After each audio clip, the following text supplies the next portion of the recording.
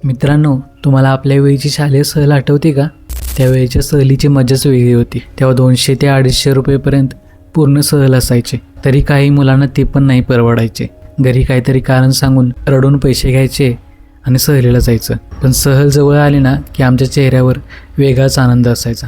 आदल्या दिवशीच आईने बनवलेलं चिरमुऱ्याचं भडंग, चकली बॅगमध्ये भरून ठेवायचं. हेच दिवसभर आमचं जेवण असायचं. रात्रभर झोप नाही यायची.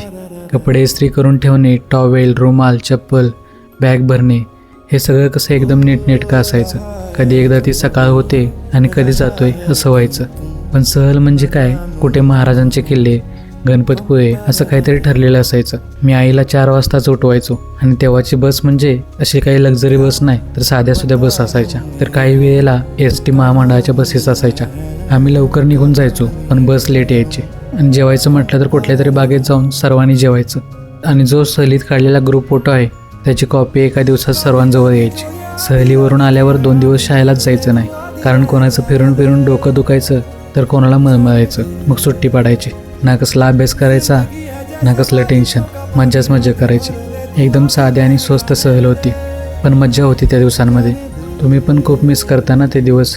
आणि तुम्ही घरच्यांना कसं मनवलं होतं सहलीला जाण्यासाठी नक्की कमेंटमध्ये सांगा.